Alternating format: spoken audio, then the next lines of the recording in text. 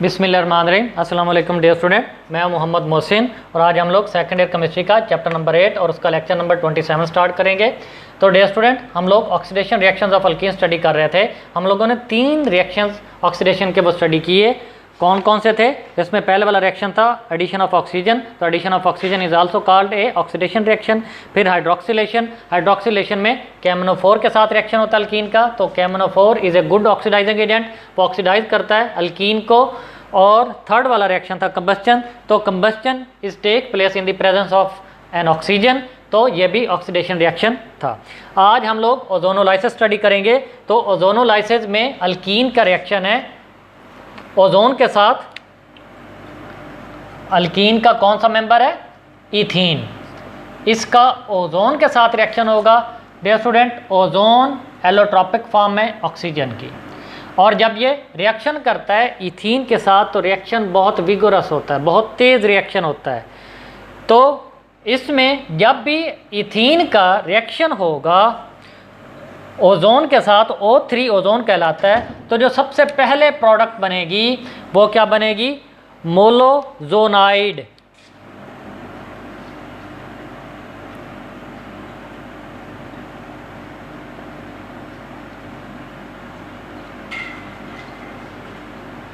मोलोजोनाइड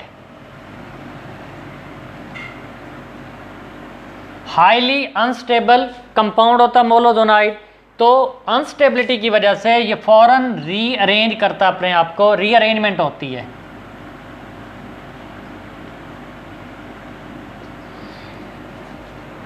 तो ये ऑक्सीजन की प्लेसेस चेंज होती हैं।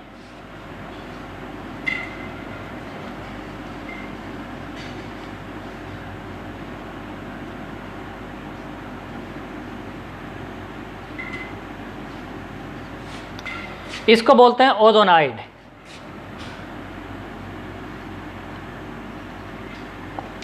मोलोजोनाइड भी अनस्टेबल होता है, हाईली अनस्टेबल होता है। ओजोनाइड इज आल्सो अनस्टेबल, ये भी अनस्टेबल होता है और अपने आप को क्या करता है? ये रिड्यूस करता है। तो रिड्यूस ये पानी के साथ करेगा।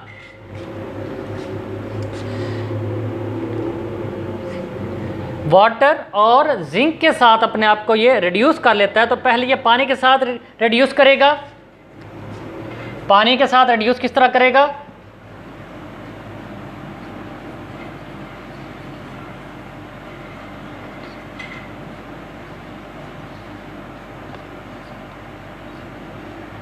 ये ओजोनाइड पानी के साथ रिएक्शन होगा, H2O रिड्यूस होगा। रिडक्शन किस तरह होगी कि ये वाली ऑक्सीजन जो है ये 2 फॉर्मेल्डिहाइड बनेंगे, ये 2 फॉर्मेल्डिहाइड, HCHO, एक ये फॉर्मेल्डिहाइड और एक ये फॉर्मेल्डिहाइड। जबकि यहाँ से ऑक्सीजन निकल के किस तरफ चले जाएगी? वाटर की तरफ चले जाएगी। वाटर की ऑक्सीडेशन हो जाएगी और ओजोनाइड की रिडक्शन हो जाएगी। ये रिड्यूस हो जाएगा और ये ऑक्सीडाइज हो जाएगा वाटर। तो वाटर एक और ऑक्सीजन लेके क्या बनाएगा? Hydrogen peroxide H2O2। और एक ये फॉर्मेल्डिहाइड, एक ये फॉर्मेल्डिहाइड, ये ब्रेकअप होंगे तो 2 फॉर्मेल्डिहाइड हमें मिलेंगे। तो हम लोग लिखते हैं HCHO, ये 2 फॉर्मेल्डिहाइड मिलेंगे, साथ में हाइड्रोजन परऑक्साइड मिलेगी। और हाइड्रोजन परऑक्साइड जिंक के साथ मिलके क्या करती है? H2O2 जिंक के साथ मिलके जिंक को ऑक्सीडाइज करती है। हाइड्रोजन परऑक्साइड भी गुड ऑक्सीडाइजिंग एजेंट है। ये जिंक को ऑक्सीडाइज करेगी और खुद रिड्यूस होगी। ऑक्सीजन एक इधर से निकलेगी, जिंक के साथ शामिल हो जाएगी तो क्या बनाएगी? Zinc oxide. जिंक की ऑक्सीडेशन हो जाएगी और हाइड्रोजन परऑक्साइड ये खुद रिड्यूस हो जाएगी और किस में चेंज हो जाएगी? H2O में। तो डियर स्टूडेंट, इस रिएक्शन की इंपॉर्टेंस क्या है? ये अक्सर रिएक्शन शॉर्ट क्वेश्चन में आता है। तो इसकी इंपॉर्टेंस क्या है?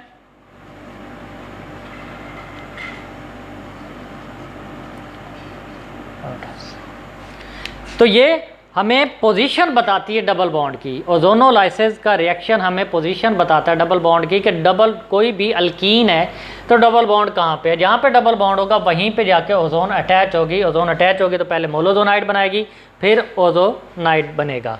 तो ओजोनोलाइसिस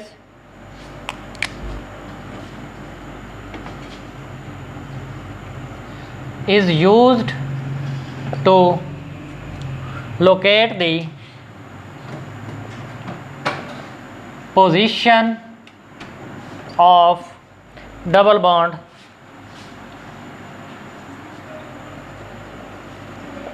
in alkene। उसके बाद ये ऑक्सीडेशन रिएक्शंस ऑफ अल्कीन ख़त्म हुए। अब third type of reaction of alkene है, वो है polymerisation.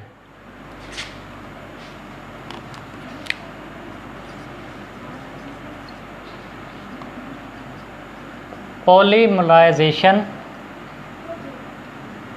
Reactions of alkyne.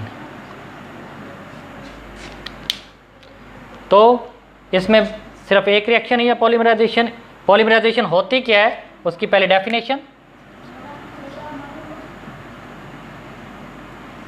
Polymerisation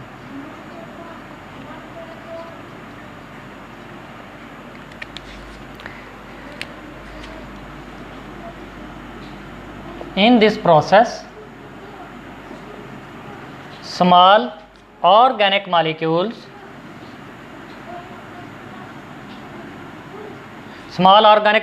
को हम लोग मोनोमर्स बोलते हैं। ये बहुत सारे मोनोमर्स जब आपस में मिलते हैं monomers, small organic molecules monomers कहलाते हैं।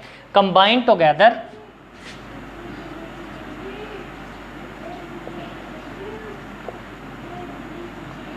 Together to form a large molecule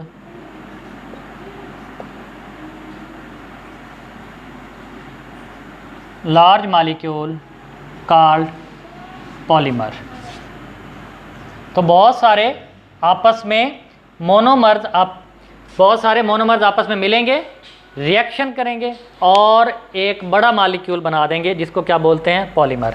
तो इसमें इथीन के बहुत सारे मोनोमर्स लिए गए हैं। बहुत सारे हैं तो इसका मतलब है कि उनकी क्वांटिटी अनलिमिटेड है, इसलिए उसको रिप्रेजेंट किया गया n numbers of ethene monomers.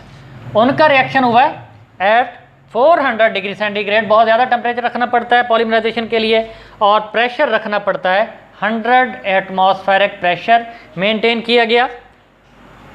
और कुछ अमाउंट में ऑक्सीजन भी थी, ट्रेसेस ऑफ O2, और इसकी परसेंटेज थी 0.1%। ऑक्सीजन भी थी और इनकी मौजूदगी में बड़ा मॉलिक्यूल बना। क्या बना, ये डबल बॉन्ड जो है ये ख़त्म हुआ और इस तरीके से ये CH2 आगे फैलता गया, तो ये इस तरीके से पॉलीमर बना। डियर स्टूडेंट, जब भी आप लोगों ने पॉलीमर लिखना है तो डबल बॉन्ड ख़त्म करके आप लोगों ने एक एंड पे भी बॉन्ड बनाना है, इस तरीके से दूसरे एंड पे भी बॉन्ड बनाना है, और बॉन्ड को क्रॉस करते हुए ब्रैकेट लगानी है, और बिल्कुल राइट बॉटम में आप लोगों ने N लिख देना है। और ये जो पॉलीमर बनेगा, जो इथीन से बनेगा, इसको बोलते हैं पॉलीथीन।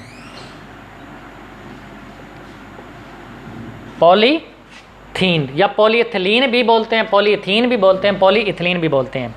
तो डियर स्टूडेंट, पॉलीइथिलीन हम लोग घरों में भी यूज़ करते हैं। पॉलीथीन बैग होते हैं, छतों के ऊपर भी पॉलीथीन बिछाई जाती है। ये आप लोगों को शापर टाइप में ये चीज़ मिलती है, पॉलीथीन बैग्स भी होते हैं। तो अगर गुड क्वालिटी में पॉलीथीन हासिल करना हो तो इसके लिए आप लोग कैटलिस्ट चेंज करेंगे। तो मैं लिख देता हूँ, good quality of polythene is obtained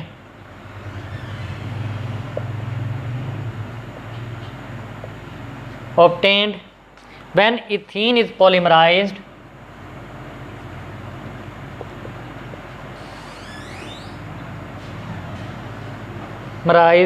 in the presence of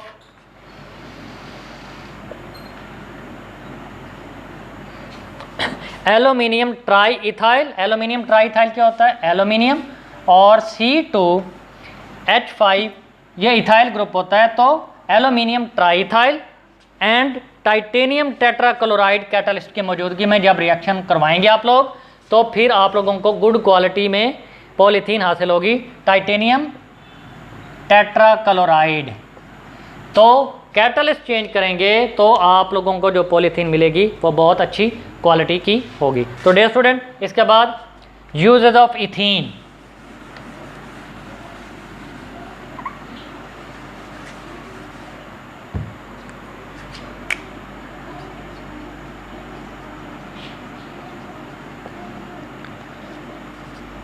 uses of ethene ते ये यूजेस, इसकी यूजेस क्या क्या होंगी? तो सबसे पहले मैन्युफैक्चरिंग ऑफ पॉलीथीन। पॉलीथीन बनाने में इथीन यूज होती है। इसके अलावा प्लास्टिक मटेरियल बनाने में,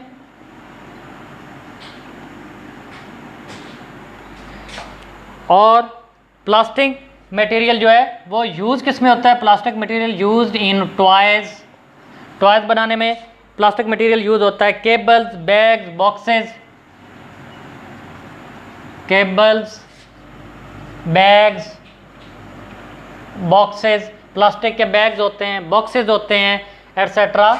बहुत सारी प्लास्टिक की चीज़ें बनती हैं। तो मेन चीज़ है कि इथीन से बनता क्या है? पॉलीथीन बनता है, प्लास्टिक मटेरियल बनता है। प्लास्टिक मटेरियल आगे यूज़ होता है टॉयज़ बनाने में, केबल्स बनाने में, बैग्स बनाने में, बॉक्सेस बनाने में। इस तरह एक और यूज़ है for artificial ripening of the fruits. Artificially तौर पे फ्रूट्स को पकाने के लिए इथीन का यूज़ किया जाता है। तो आर्टिफिशियल रिपनिंग ऑफ फ्रूट्स। और क्या यूज़ होगी? A general anaesthetic. ये बेहोशी के लिए अमूमन इथीन गैस यूज़ होती है for general anaesthetic. Anaesthetic anaesthesia के लिए ये इस्तेमाल होता है। इसके अलावा ये स्पेलिंग AE। मस्टर्ड गैस की प्रिपरेशन में इथीन इस्तेमाल होता है। मस्टर्ड गैस क्या है? ये जहरीली गैस होती है और पहली जंग अज़ीम के दौरान ये गैस यूज़ हुई थी लोगों को किल करने के लिए, लोगों को मारने के लिए। मीन्स ये क्या होती है? ये जिस तरीके से फोम टाइप्स होता है, इसी तरीके से छोटे छोटे ड्रॉप्स होते हैं इसके, और वो ड्रॉप्स की क्या की जाती है? शावरिंग की जाती है। जहाँ पे लोगों को किल करना हो तो जब इस गैस की शावरिंग होती है या गैस के जो ड्रॉप्स हैं वो लोगों के जिस्म के ऊपर पड़ते हैं तो क्या है? छोटे वो ब्लिस्टर बन जाते हैं। ब्लिस्टर्स क्या होते हैं? छाले, छाले बन जाते हैं। इस तरीके से वो छाले फिर लोगों को मरने की हद तक ले जाते हैं, लोग मर जाते हैं उन छालों की वजह से। तो ये मस्टर्ड गैस बनती किस तरह है? For the manufacturing of mustard gas ये इथीन यूज़ होती है। तो CH2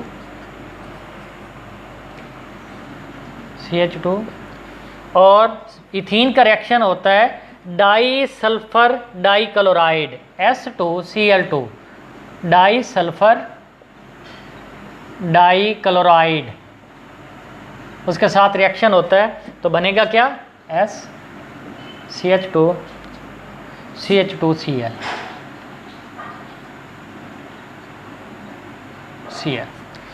जब इसको कॉमन नेम है मस्टर्ड गैस बोलते हैं। और अगर आप लोगों ने IUPAC नेम देने हो तो नेम किस तरह देने हैं? ये एंड है और एंड एक ये एंड है, लेकिन इसमें जब आप लोगों ने नंबरिंग देनी है तो सल्फ़र के हिसाब से देनी है। सल्फ़र फंक्शनल ग्रुप है तो सल्फ़र के लिहाज से आप लोगों ने नंबरिंग देनी है। तो इधर से आप लोग नंबरिंग देंगे, एक ये चेन है, एक ये, दो चेन है तो 1 2 1 2। यहाँ पे फिर क्लोरीन अटैच है तो इसका नेम होगा 2,2 डाईक्लोरो इथाइल सल्फाइड। 2,2 दोनों दो पोजीशन पे क्लोरीन अटैच है तो 2,2 डाईक्लोरो इथाइल सल्फाइड, या इसको मस्टर्ड गैस बोलते हैं, और साथ में क्या आता है, सल्फ़र हासिल होता है। इसके अलावा लास्ट वाली यूज़ है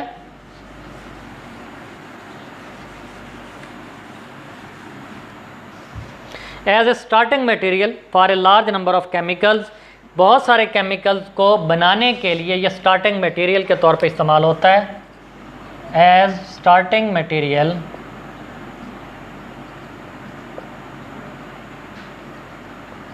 for manufacturing of number of chemicals.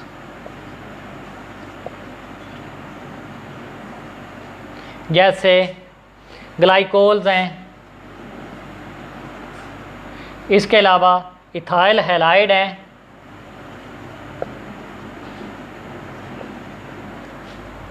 और इथाइल अल्कोहल वगैरह, अल्कोहल्स, इथाइल अल्कोहल। तो डियर स्टूडेंट, इस तरह यूजेस एंड हुई। इंशाअल्लाह ताला नेक्स्ट लेक्चर से हम लोग अल्काइन को स्टार्ट करेंगे। तब तक अल्लाह हाफिज़।